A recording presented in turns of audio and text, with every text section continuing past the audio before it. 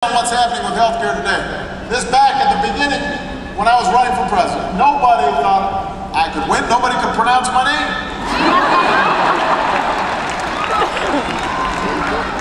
And nobody except RT. That's the only person who believed.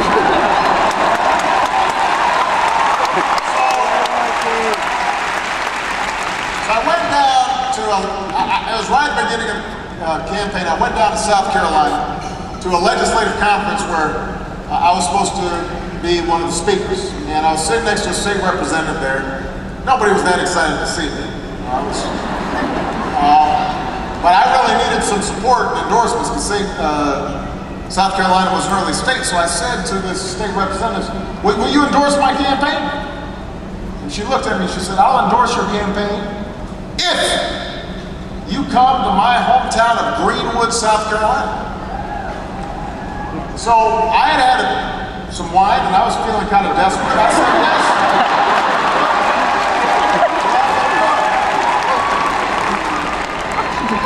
Only to find out that Greenwood's like an hour and a half from every place else. You can't fly into Greenwood.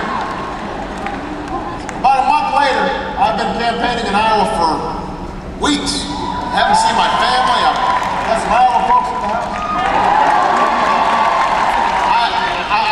I'm exhausted. I get into Greenville, South Carolina about midnight. I get to my hotel about 1 o'clock. I'm dragging to the hotel.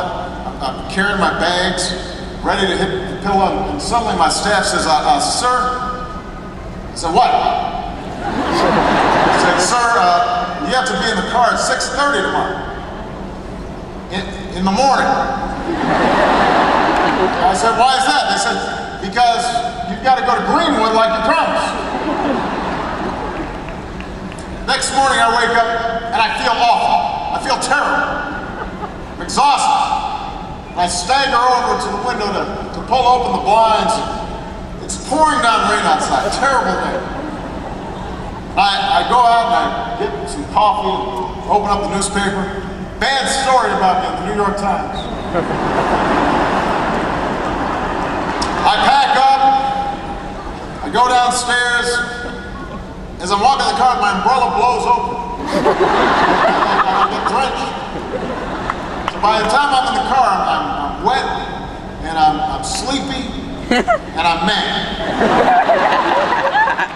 And I drive, and we drive, and we drive, and we drive. Hour and a half, we just keep on driving. Finally, we get to Greenwood. Although you don't know that you're in Greenwood right away. It's not like Minneapolis. So there's a little field house in the park. We go into the field house. I walk in. I get a little more wet. I walk in. There, lo and behold, 20 people. 20 people. And I'm already thinking about the fact I've got another hour and a half I've got to drive back. And they're all kind of damned, and they don't look like they're that happy to be there. The state rep had dragged them to the meeting. But that's okay. I have a job to do. I'm running for president. I shake their hand. I say, how do you do? What do you do? Nice to meet you. Suddenly I hear this voice shout out, fired up! And I almost jump out of my shoes. But everybody else acts like this is normal, and they all say, fired up! And I hear this one, ready to go! And the people around me, they just say, ready to go. I don't know what's going on, so I look behind me.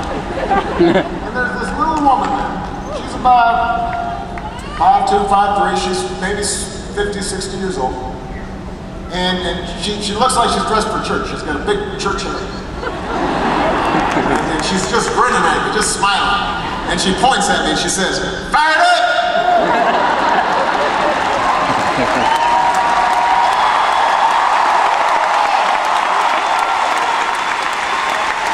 Anyway, the story gets better. It turns out that she is a city councilwoman from Greenwood.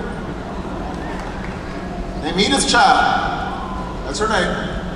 And she's also known as the chant lady because she does this chant wherever she goes. She goes, fired up, ready to go, ready to go. And she does this at every event she goes to. She's also, by the way, we discovered later, she's also moonlights as a private detective.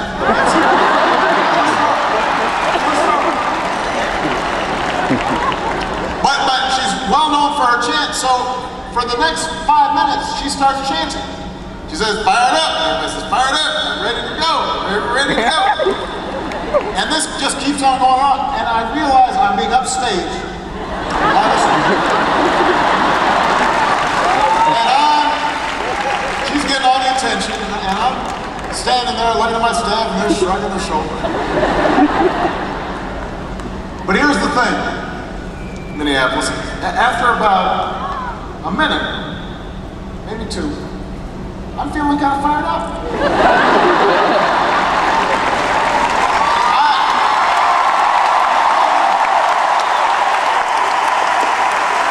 I'm feeling like I'm ready to go.